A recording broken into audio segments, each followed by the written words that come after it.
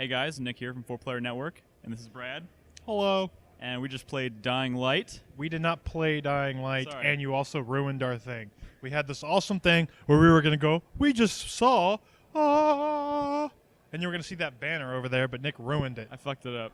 We played nothing. We saw Yeah. Dying Light, the game developed by Techland, being published by Warner Brothers. So Don't ever underestimate Techland. They're like this B-tier developer who's done a lot of cool stuff, and they're fighting for a place in a world where there's only room for AAA. And they're occasionally putting out these hits that are kind of surprising people. Call of Juarez Gunslinger. Call of Juarez Gunslinger. Some people thought Dead Island was kind of cool. I thought Call of Dead Juarez- Island had a lot of promise. Dying Light seems like the game that Dead Island should have been, or could have Yes. been, had it been polished for maybe another year or two beyond its release date. But Dying Light is set. It's Dead Island meets Mirror's Edge. Let's just Yes. be honest. Okay, so Dying Light is set in an completely open world. Looks like South America, maybe Brazil. God damn it, you're tall. The catch here being, they've given you these free running mechanics, something akin to Mirror's Edge, that are very, very fast-paced, very smooth looking. Of course, we didn't get our hands on it, so it's hard to say how good it actually feels. But it looks It real looks smooth. very Mirror's Edge, even down to the kind of awkward turning, like the stopping and turning. Yes, but they do some cool things. So obviously, being a zombie open world game, you're running through these, like in the demo we saw, he was running through these like favelas, and trying to dodge in and out of buildings as these zombies would give chase, obviously. And since you have the free running ability, you can scamper up walls, you can dive over things, slide under fences, and you I know, will say I'm a little tired of zombies and favelas. Why can't we what other have game like had zombies and favelas? fucking Dead Island? Oh, Resident Evil. And every other Resident Evil. I mean, every other zombie game. Yeah, but I think- Well, how about zombies in downtown Tokyo or something? Have they done that? I mean, this is also a vertical slice of Dead I know. Dying Light. Okay, so one, is this an open world game? Yes, Okay. fully open world, just like Dead Island. Two, I saw some of the weapon crafting, but does it have like full blown RPG elements like Dead Island has? Yes, in fact, it looks like they've pulled combat and their approach to RPG elements. They've pulled it out of Dead Island and maybe improved on it a Well, little no, bit. the combat looks better in this. Yes, it does. In that you can actually, Mirror's Edge style, turn your free running into like kind of free running moves, Combat. like slide kicks. Like there was a point where he slide kicked a zombie into like a wall with spikes on it, and that was kind of There was cool. one. And- There was a zombie standing on a ledge, and he did like a jumping kick. Yeah, and like like kicked Mirror's him in Edge the style. back, and he flew off the ledge. There's also really cool like location-based damage. Like I noticed he was targeting like shins and kneecaps, and it looked like they were reacting to that like appropriately. And he was even like slashing off limbs.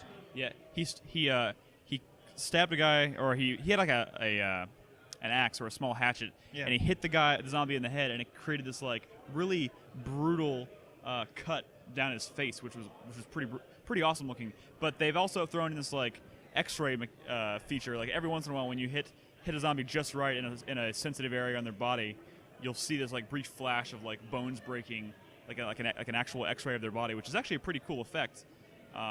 It just kind of adds to the brutality of the game. And some of game it's is even brutal. a little over the top. There was one point where he grabbed like a big hammer, and he jumped from above and slammed down, and it almost created like an area of effect blast. It created a that knocked shockwave. like a shockwave, and it's very unrealistic, but it seemed very cool. And I'm in theory that's probably like maybe a skill you can learn, which would be cool. Yeah, and as far as the upgrading or the crafting system goes, they showed him create like a machete with an electrical charge, which is something that was fairly common in Dead Island. So But you know what's weird though, because we just had a conversation of this like 2 days ago about State of Decay and how I like it despite the fact that I'm kind of tired of zombie games, and so is everyone else. Yet they still play State of Decay. They're still excited for The Last of Us. I was sitting in there watching him run from zombies and fight zombies, and it started to pop up again. Like there's some solid mechanics here, but man, I'm tired of zombies. Do something different, please. I also Imagine if they were vampires or werewolves or krakens. I think people use the Just word zombie. anything. I think people use the word zombie in general to describe any kind of humanoid creature that runs at you and has. Okay, I mean, no so- infecteds, no zombies, no anything resembling that.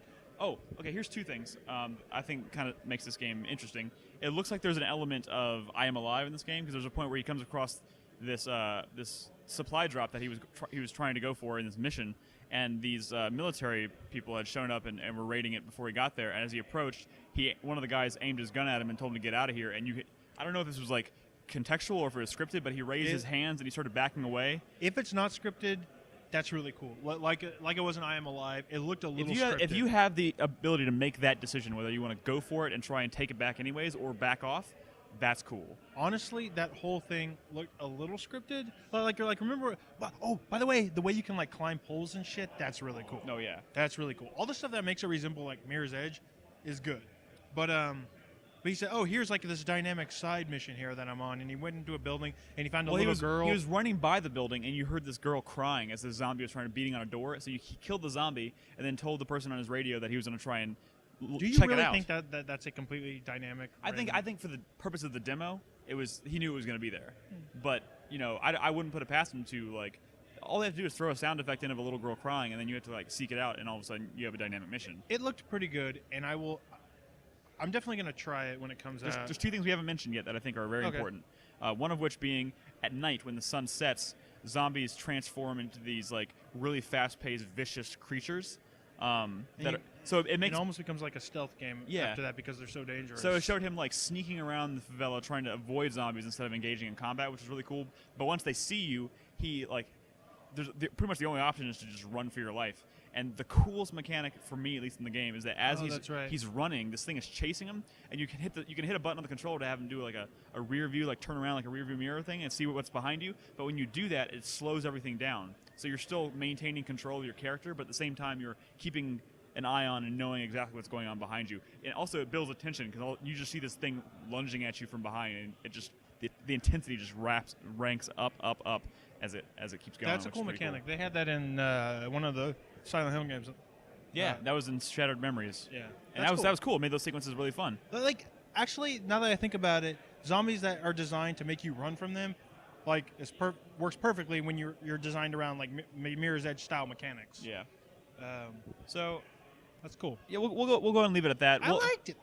I liked it a lot. Honestly, I mean, I haven't seen a whole lot yet. For me, so far, it's probably my favorite thing I've seen. But I haven't seen many games yet. But a zombie game. Then you're gonna see Dead Rising. Then you're gonna see another half dozen zombie games. You got to look at it this way, man. They had a chance with Dead Island, and they could have moved on to something else. But I think they wanted to make the game they should have made the first time. And yeah, I mean, no, this looks better than. If this game comes out and it's good, this looks better than Dead Island. If this game comes out and it's as good as it's looking right now, then forget Dead Island. That game, you can just shelve that and forget it ever existed, because this looks like it's kind of what they wanted it to be in the first go around. So I'm willing to give it the benefit of the doubt, but of course we still have a lot to play.